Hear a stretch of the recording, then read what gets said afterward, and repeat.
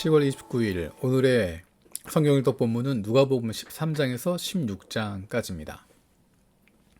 복음서에서 예수님과 그 당시 종교 지도자들인 바리새파 사람들, 율법 교사들, 대제사장들과의 가장 큰 인식의 차이를 보여주는 것이 율법과 안식일에 대한 것이었습니다. 안식일을 거룩히 지키는 것, 율법을 지키는 것, 그것은 포로에서 돌아온 유대인들이 가장 중요하게 생각하고 있었던 것입니다. 율법을 지키고 안식일을 거룩하게 지키는 것을 유대인의 정체성으로 여기고 소중하게 여겼던 것입니다. 그런데 그것이 시간이 지나가면서 점차로 중심이 아닌 형식으로만 남게 되었습니다.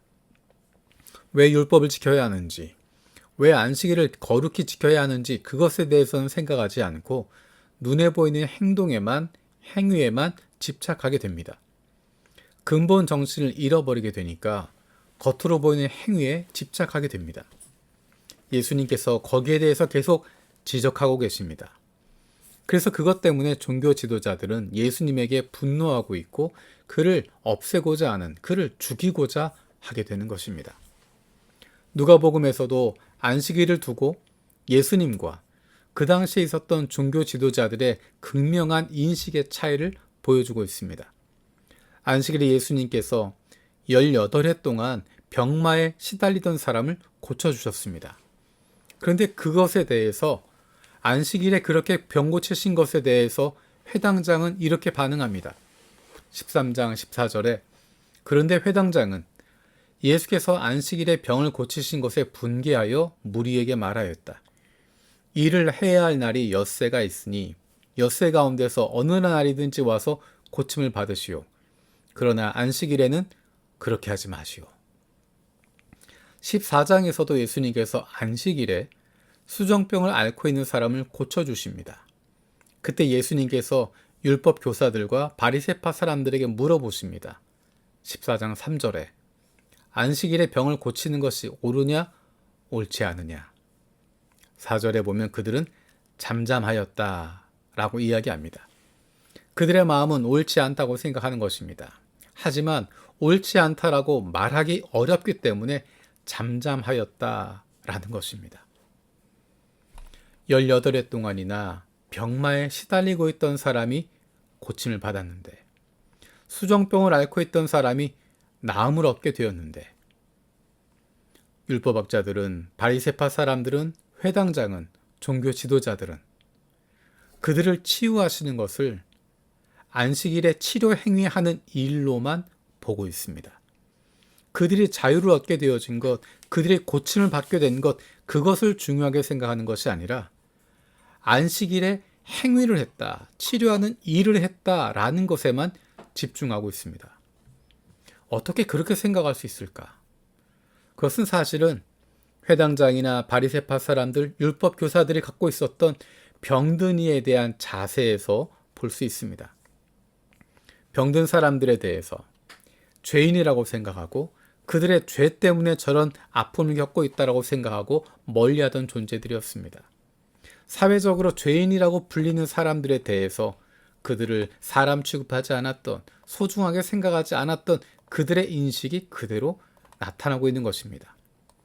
안식일에 동물이 집에서 키우는 가축을 위해서 물을 먹게 하기도 하고 자녀를 위해서 무엇인가 고침을 하기도 하지만 아팠던 사람들, 수년 동안 병마에 시달렸던 사람들, 장애를 가지고 있었던 사람들, 그 사람들을 회복시켜주는 것, 치유하는 것, 그것은 단순한 행위로만 보고 있었던 것입니다. 왜냐하면 그 사람들을 사람으로 여기지 않았기 때문입니다. 그 사람들을 불쌍히 여기는 마음이 없었기 때문입니다. 그들을 불쌍히 여기지 않고 가엾게 여기지 않고 안타깝게 여기지 않기 때문에 그저 안식일에 무언가 치료 행위를 한 것에만 집중하게 되는 것입니다. 그래서 우리가 지키려고 하는 그것을 어겼다라고 하는 것에만 마음을 두고 분노하게 되는 것입니다. 그것을 보고 있는 사람들의 반응이 어떻습니까? 사람들은 예수님이 하시는 그 일에 기뻐하고 하나님께 영광을 돌리고 있습니다. 하나님 행하시는 그 놀라운 회복에 대해서, 수년 동안 고생하고 있었던 그들이 자유를 얻게 되는 그것에 대해서 기뻐하고 있지만 오히려 가장 기뻐해야 할 하나님의 마음을 품었어야 할 하나님의 말씀을 가까이 하고 있었던 회당장은, 율법 교사들은, 바리새파 사람들은, 종교 지도자들은 오히려 그것 때문에 하나님의 아들인 예수를 죽이고자 모의하게 되는 것입니다. 그 마음이 어떤 마음을 품고 있는가? 하나님의 마음을 품고 있지 않으니까 하나님의 일을 한다고 하는 사람들이, 하나님의 말씀을 붙들고 있다고 하는 사람들이 세상 사람들보다 더 세상적으로 살아가고 있는 모습을 보게 됩니다. 어쩌면 그것이 우리의 모습인지 모르겠습니다.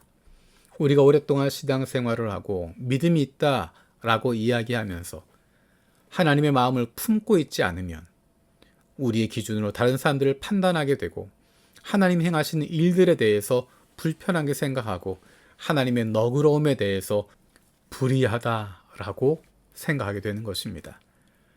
잃어버린 영혼을 구원하여서 그런 말미암아 하나님 기뻐하시는데, 천국 잔치가 열리는데 정작 함께 기뻐해야 할 사람들이 분노하고 뒤로 물러서게 되고 오히려 그 기쁨의 자리를 뒤엎으려고 하는 모습으로 변하게 된다는 것입니다.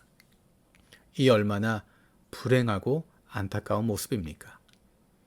우리 마음 가운데 하나님의 마음을 품게 하셔서 다른 사람들을 바라볼 때도 하나님의 마음을 가지고 가엾게 여기는 마음으로, 불쌍히 여기는 마음으로 돌아보게 하시고, 그래서 그들을 향해 하나님이 사랑을 베풀어 주실 때 그로 말미암아 우리도 기뻐할 수 있는 마음을 갖게 되길 원합니다. 성령께서 우리의 마음을 움직여 주셔서, 성령께서 우리와 함께하여 주셔서 우리도 아버지의 마음을 품게 해달라고 기도할 수 있는 저와 여러분들 되길 원합니다.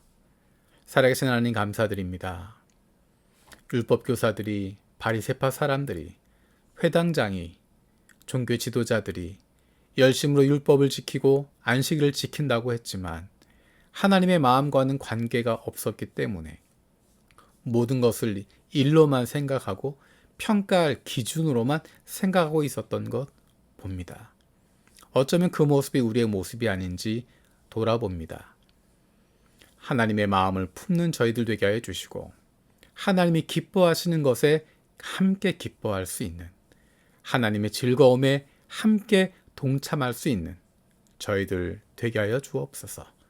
오늘도 성령 충만한 삶을 살게 하셔서 주님의 마음으로 세상을 바라보게 하시고 안타까워하신 주님의 마음으로 우리 주변의 사람들을 돌아볼 수 있는 넉넉함을 갖게 하여 주옵소서. 감사드리고 예수님의 이름으로 기도드립니다. 아멘.